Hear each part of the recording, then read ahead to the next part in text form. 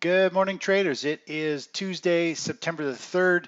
Apologize for the late video today. Kids off to school, and then I did the video twice here, and the audio didn't record. So I'm gonna fly through the morning video so I can get this out to you. But just hopefully you can follow along here.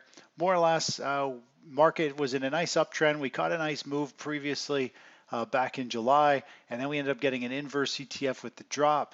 And now we are net short, waiting for this, what appears to be a big bear flag and a break to the downside. Now, with that said, it is still trading in this big range. Whichever way it breaks is going to be a very big move. If it breaks to the upside, we are going right back up to these previous highs. If it breaks to the downside, we are going to see a huge collapse down to probably the June lows. That would be the first target. Overall, there's potential this could be the start of something much, much bigger. And we got the December lows way down here. So we'll see how things unfold overall, but we've got the leading sectors are underperforming, which is a very bearish sign. Transportation stocks, small cap stocks, they are underperforming. We're seeing all the safe havens hold up and move higher. The dollar's moving up, metals are moving up together, utilities, bonds, money's rotating into the safe havens and out of the equities. So we're seeing some pretty big movements happening over the last month and a half here. And the big question is this going to continue? And are we starting a very big downtrend to the downside if we break down? Now, overall, yesterday, futures, huge volatility.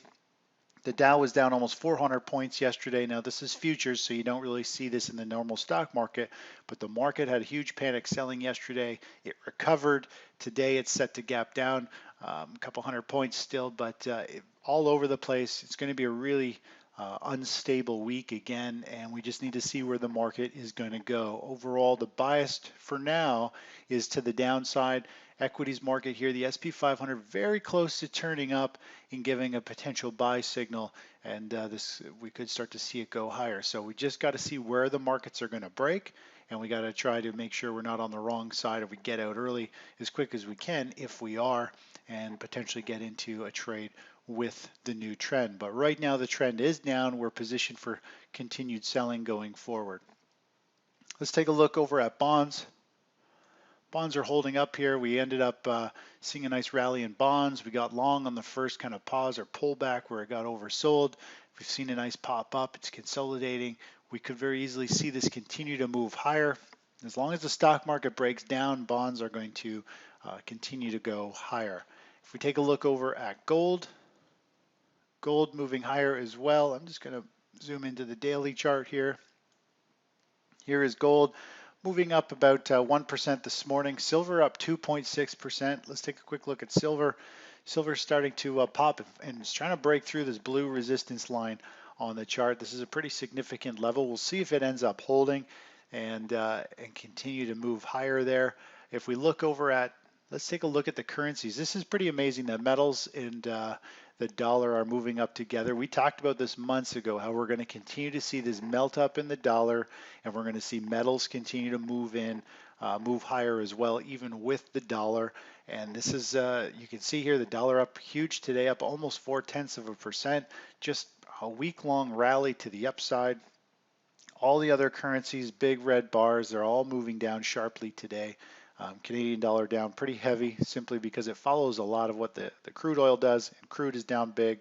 But overall, we're seeing the dollar move up and we're seeing metals move up. If we just go to the metals page here, we got gold up, silver up, platinum up. Platinum really took off last week, and palladium popped as well.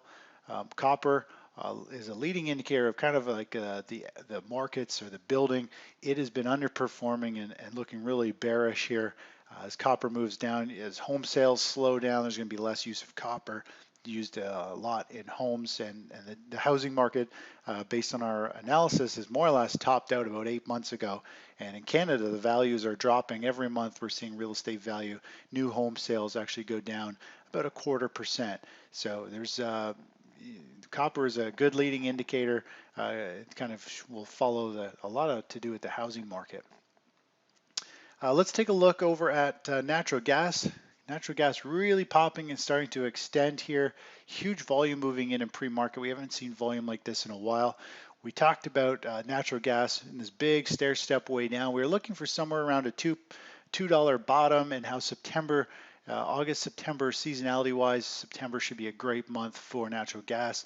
It's up 2.8% today.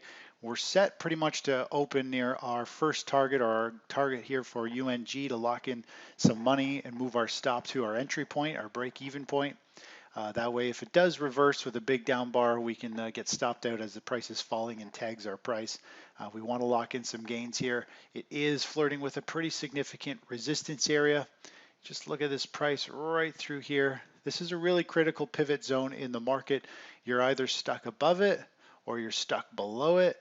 And it's just a real key pivot point in the market. And we could very easily see today pop up and then reverse back down and continue to go even lower. So this is why we need to take money off at our first targets, because it locks in profit.